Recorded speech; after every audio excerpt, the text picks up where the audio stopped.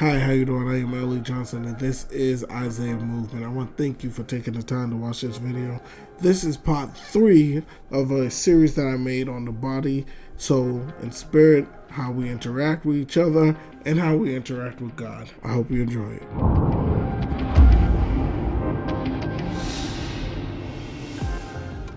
Now, I believe our conscious mind, of course, can be broken up into 3 different things. And I think that's how the Bible breaks it up. It can be broken up into our mind, our will, and our emotions. Our mind is our eternal thoughts and reasoning. Our will is our willpower to fight and our desire. Our emotions is where our feelings are located.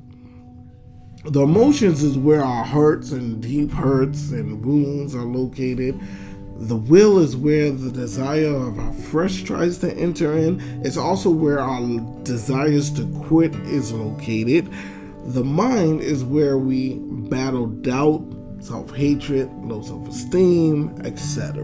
When God created Adam, he created Adam for a relationship, and through that relationship, he wanted to subdue the earth, and he wanted to make it like the Garden of Eden. I talk about this all the time. God created Adam so that he can have a partnership with Adam and create the whole world like he created the Garden of Eden. In order to do that, God had to create Adam with the body and the spirit. The spirit is what is having a relationship with God, who is spirit, John 4:24, and he created the body to subdue the natural realm.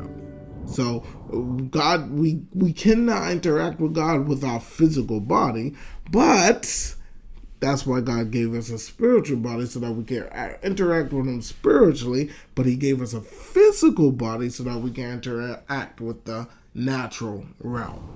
The body and the spirit each have their role. The soul is the thing that ties the body and spirit together. And again, I believe that soul is mainly our consciousness that we are operating with. Now, when it comes to the body, soul, and spirit, we know God tries to influence us through our spirit, man, or through our spirit.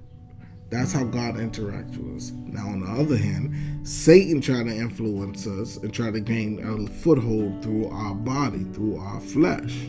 The goal of the Father has not changed. It still is to subdue the earth. This is why Jesus told us to go preach the gospel to the nations, so that we can win the souls of our brothers and sisters, and try to make the earth how God created it to be. In the end, Christ is going to be the final one to turn the earth all the way over to how God really wanted it to be. But we are working on saving as many of our brothers and sisters as we can before the end time, before Christ comes back. Now, it's my opinion that God and Satan are after our soul, of course, our mind, will, and emotion. Matthew 10:28. I also consider this part of our conscious mind, as I was saying. But connected to that, of course, we know our conscious mind leads to our unconscious mind.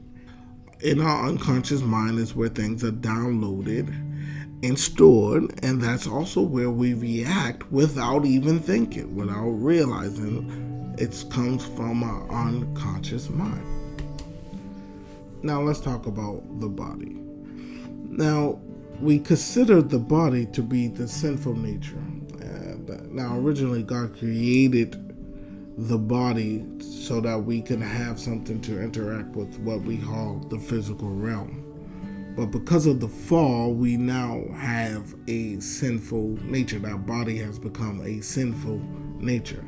Now it is corrupted, and its default is to do the opposite of what God desired because of the fall. And when I say the fall, I'm talking about the fall of Adam and Eve.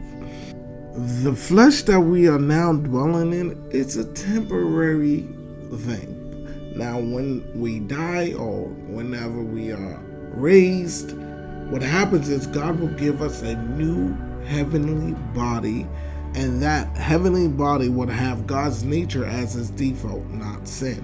Until then, as Christians, it's our job to allow God to take us through the process of sanctification to be more like His Son, which is the true nature of what the Father is.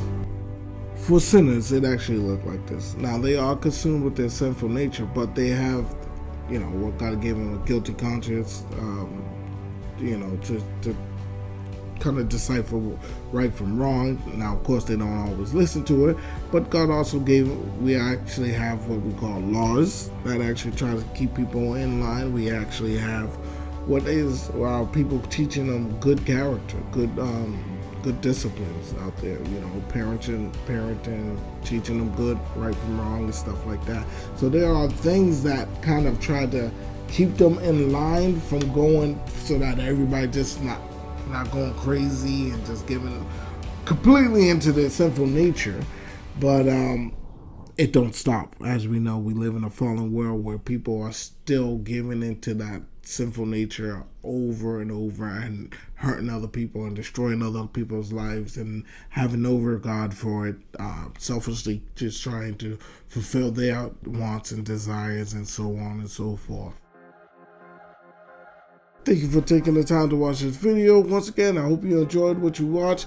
This is part 3 of the series. If you want to go back and watch part 1, or go back and watch part 2, please feel free to go back and watch those.